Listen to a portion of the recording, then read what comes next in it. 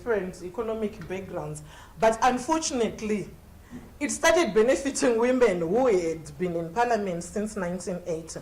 So the reason why we are insisting that there was need to put mechanisms to safeguard and protect and regulate the quota system was to guard against abuse even from the women themselves. We ended up seeing women, older, experienced women, deserting the constituencies because they come with a lot of stress. I think you are seeing what is happening to those who are contesting now. Coming with a lot of stress and pressures. Then it's like, no, me, I'll just resort. Because the women that I've mentioned prior were also with constituencies at some point. But if you check, the constituencies now, unfortunately, are now being occupied by men. Except for a case in point of Honorable Mpariwa from Fakos. When she left Honorable Matsunga, which is a good thing. But ideally, the quota system was meant for newcomers. Those with no resources, those with no experience, they get in, they get experience, they leave the quota, then they go for constituencies. But right now we have been also monitoring the ZANU-PF and the CCC primary elections and candidate selection. The women who are on the quota, they don't want to move. They still want to go back again to do what we thought by now they got the 40,000. They should now move to constituencies, but they are not moving, unfortunately. And it is those in the standing committees, in the politburos, who have guaranteed that they will be back on the quota system list. But overall, in terms of the figures, the quota system was meant to increase the number of women in parliament, both at constituency level and also the PR. But unfortunately, men being men, they pushed women out of constituencies and say, no, now you have your safe seats, go and occupy the seats through violence, intimidation, vote buying, sexual harassment, all sorts of things. Then the women found themselves abandoning the constituencies. So the figures actually dropped. If you check 2008 figures to the 2013 and 2018, the number actually dwindled instead of increasing. So the PR is actually doing a disservice at the moment to women's full participation in electoral processes. Then the selection criteria, as I've mentioned before, there was no manual to say when you're selecting someone for PR, someone asked about the disability criteria. There was supposed to be within the 30%, you're going to reserve 5%, 8% for women with disabilities. That was never done. We are going out of the 30%, 15% have to be young women. That was never done. How do you balance that? So that was also not done. So it left women to abuse. Imagine, I also observed in the past 10 years, the list changing last minute. On nomination court, you get there with the list. When you slept the previous night, you're on number 2. Number 3, when you get there, your name is now on number 6. But for all political parties, the safe numbers are usually 1, 2, 3, and a bit 4-ish. So you know, if you're in 1, 2, definitely, if you are the opposition in the urban areas, you're in. If you're the ruling party, rural areas, you are also in. But now you would be pushed, and you can't hold anyone to account because no one really had a template on how to go about it. The other issue was the PR MPs did not have access to the Community Development Fund. Imagine you are 210 in Parliament. The 210 get the constituency funds. You the plus 60%. So in the women's movement, no matter city exist anyway. It's just my placeholder with a number. Yeah, women, yeah, kura.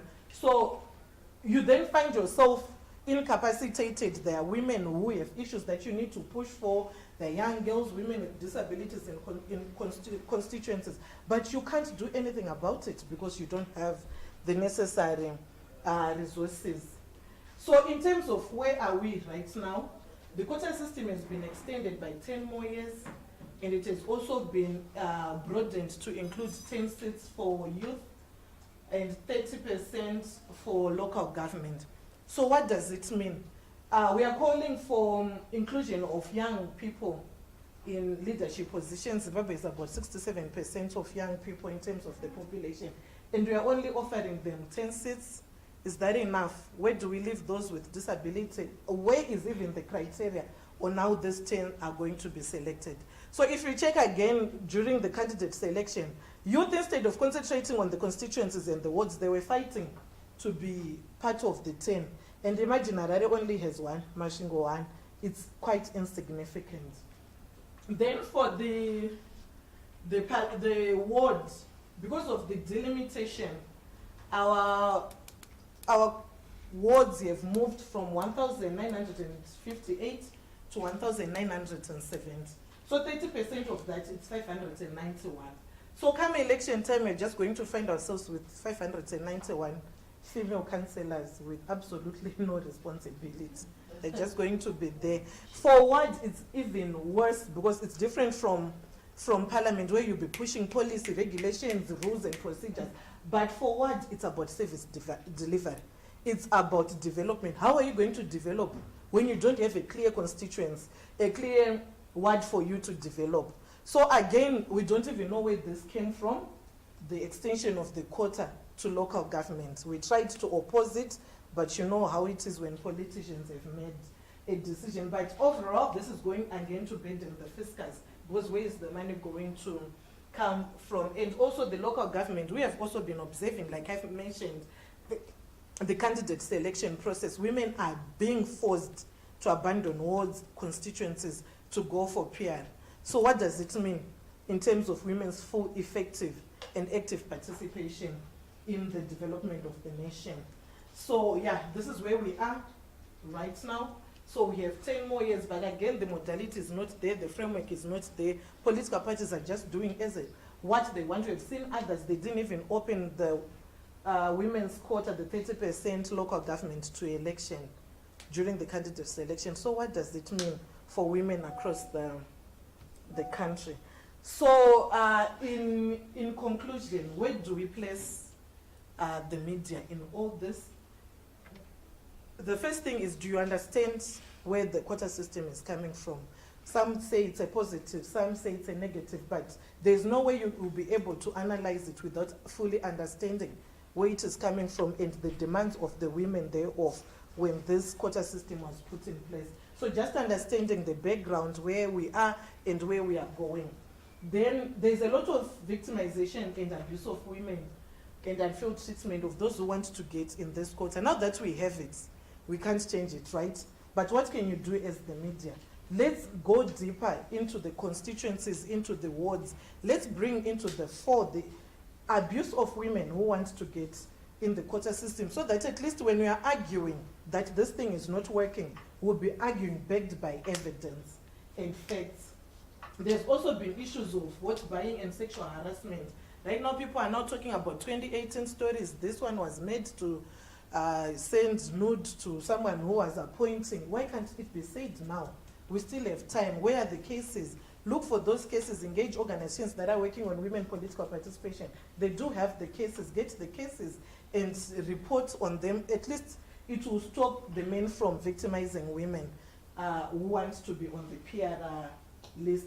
But the most important thing is, the reason why we have this misunderstanding, lack of appreciation of the quota system, whether it's working or it's not, or whether we'll be able to achieve, because UN research has stated that if you continue on this path, it will take us about 100 years for us to achieve gender equality. So if you are really serious about it, we have set down, the solution is to change the electoral voting system in Zimbabwe. Someone was asking what needs to be done for us to guarantee gender balance, gender equality, because we thought that if we push political parties in parliament to align section 1756 and 8 of the constitution with the provisions of the constitution and empower ZEC to reject political party lists that are not gender balanced, we would be able to achieve equality. So if there is political will, right now in Zimbabwe, we can achieve the gender balance. Right now, because already in the constitution, we have the provisions. So in basic terms, what is needed is for the government, when you are talking about outstanding electoral reforms, is for them to just implement and align these sections so that they empower ZEC. Right now, ZEC has no power. When political parties are taking lists in the next few months, they'll just go with a list of 210, whether they're 90% men, they don't care, or women, or even for the ward. So what is needed is either we have to push for political will from the apex, from cabinet, parliament, and also at political party level to work with the current. If they want to continue with the first past the voting system, they have to align section 1756 and 8. But for us, the best option is to change the current voting system, to take the proportional representation, where instead of voting for party A or party B, instead of voting for an individual, you simply vote for political parties. Why are we saying so? Voting for individuals is the one that is resulting in women being exposed to abuse, harassment, vote buying, rigging, and all sorts of drama that is currently happening as we observe the candidate selection processes across the political divide. So if we change our voting system to say, no, people are just going to vote, like what is happening in Rwanda, in South Africa, when you get into a booth, you are selecting a political party. Then the equivalent of ZEC there says, no, when you are submitting list, we need a gender balanced list, the zebra, male, females. That's the only way. Because we'll continue talking, rising up and down. As long as we work with first past the post, it will not work. Lastly, as the elections are upon us, maybe the role of the media, let's cover the PR women, both for local government, parliamentary, and youth. The problem is I've noticed that we want drama, not just the media, but Zimbabweans in general. I did a case on sex toys. I think I've received more than 100 inquiries from journalists. Come, let's have an interview. But when we write a statement about outstanding electoral reforms, not even a single one, maybe you get one. So what does it leave us as a nation? We need to be serious. So in Parliament, maybe it looks good to cover Themba Mliswa fighting with Mayor Wajirajena, but how is it contributing to the development of the country? Where does it leave citizens in terms of development? So I would then encourage the media that as the PR, let's get their names, let's just get what they're contributing. Sometimes it might not be sexy, it might not be fun, but it is important. Some of them will be pushing at the most minute level. It is important to cover that. It will also encourage other women who want to run for public office to also come out and contest. Thank you. Thank you very much, Star. That was very insightful. Any questions for Sterling? Yes, Byron? Thank you very much. Mine is more of a contribution to say that maybe from what you say, you are regressing, because when we are talking of trying to have what do you call this, the positive, you said what? You have that term where we want to bring equality. Yes, we want to bring equality, we are regressing. Yeah, when you say the quota system is not effective, because look here, historically, women have always been underrepresented in all aspects of life, be it at the institutional level, be it in the community and so forth. So maybe the quota system is a way to bridge the gap between, in terms of disparities between men and women. So one step is a toddler step, which is in the positive direction, in my opinion. Although the issues that you are raising are also important to say you need something, but we need to start from somewhere. Because those women who are seconded to parliament or whatever institution through the quota system will be able to represent the interests of fellow women. So in my opinion, it's a positive step. I think it's a bittersweet mechanism, because if we are sincere about having more women, it's just about numbers. We are still talking about numbers. If you are sincere, you should actually put mechanisms that you can monitor and see whether they are working or not. But if this is actually making us have fewer women, how is it? But how is it? Fewer, because when we put the women to compete or on the ground with the women, they are at a disadvantage because due to a number of, inequalities. Yeah, women. Let's look at the previous ZANU-PF primary elections, for example. The women, most women lack resources to compete equally with the men. So the quota system will at least bring a certain number to be represented at various levels. But yes, I'm agreeing, but to what extent? Because the reasons To the extent you are, where... let me, can I respond? Okay.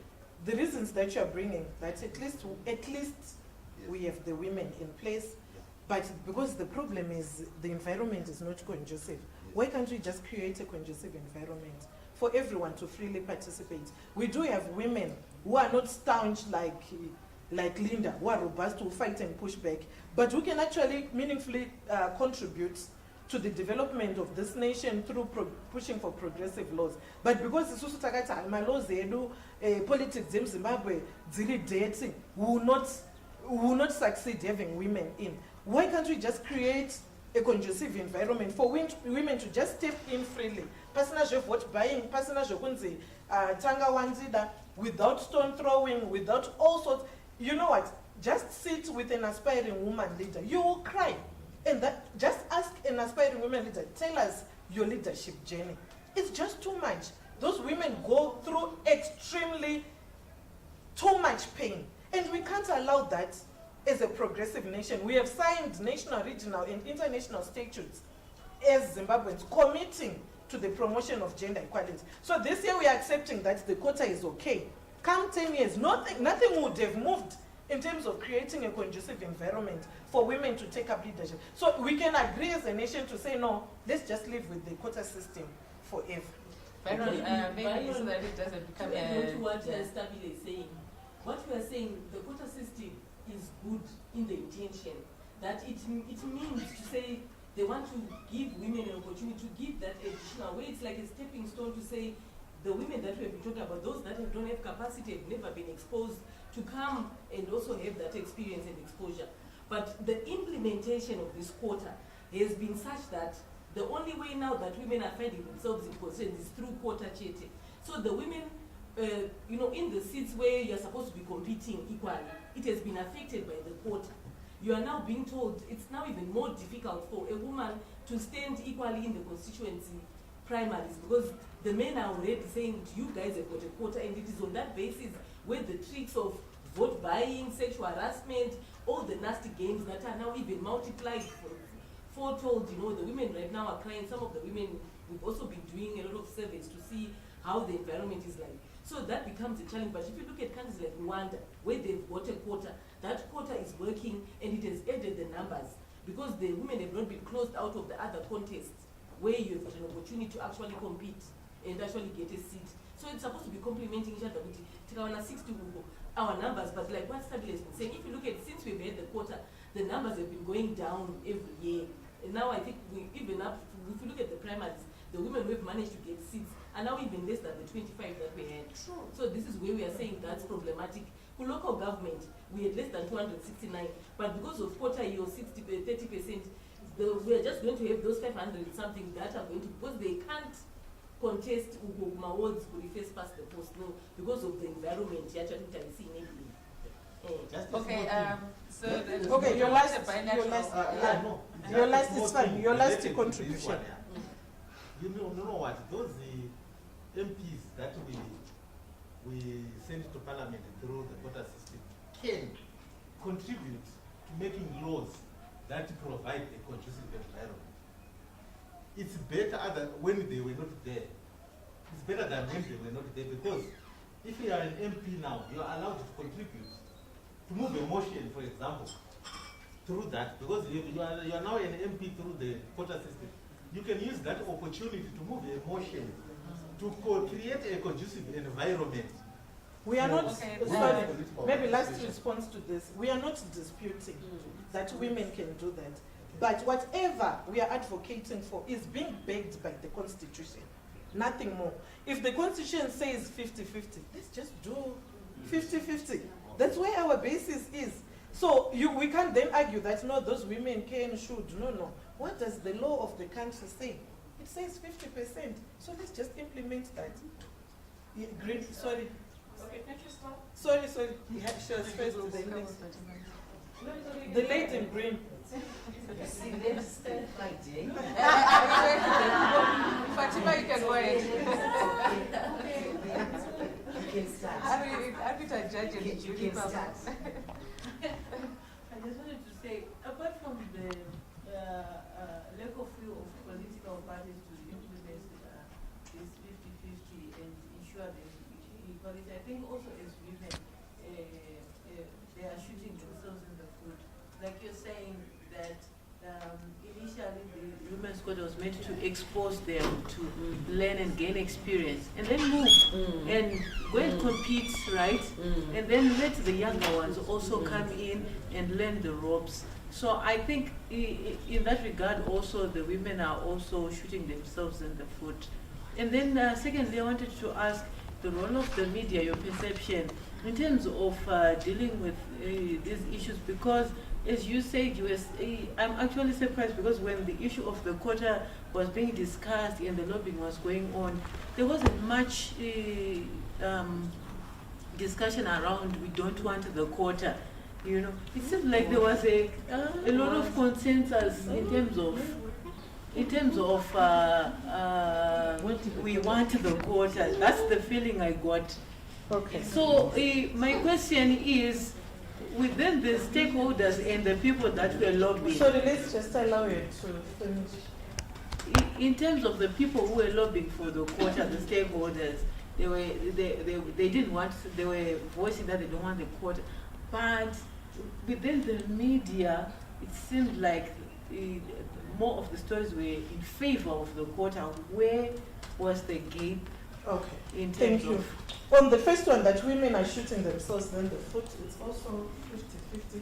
Who wants to be sexually harassed for you to be an MP or councillor? No one. So you would rather choose a safer seat. So the responsibility again goes to political parties and the government to create an even ground for women to effectively participate. The problem is issues that affect women are holistic. There are so many, from patriarchy, socialization, historical inequalities, issues of unpaid care and domestic work. For you to then choose to run for office, you need then to, shed off all these challenges. But not all women are willing to go to length for them to be in leadership. So at the end of the day, we end up blaming the women. But let's look at the environment. Let's look at the economy. Let's look at the social, political situation in Zimbabwe. Does it allow a woman to stand up and say, no, I want to be elected and still go to my job and still do all that? It's nasty to imagine. The problem is when we are making decisions, we don't think about the implications. Just go on the internet, you're a boyfriend who wants to date Linda. If you Google Linda, would you date her? You're like, no, this is an animal. I can't be associated with this woman, But because she's a fighter, but some people choose that, I know, if it is like this, I will not stay. The issue of coverage of the position, that is we bring it back to you as journalists. I think as the women's movement, we tried. Even if you go to parliament, the report that came for the parliamentary public hearings, they really acknowledged that the women overwhelmingly rejected the extension of the quota system.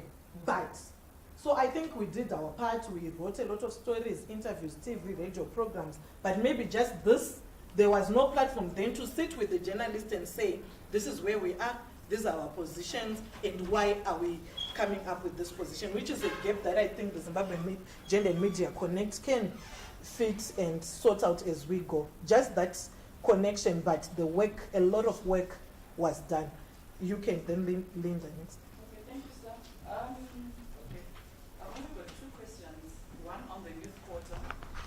The Constitution provides for 10 seats, 5 female, 5 male.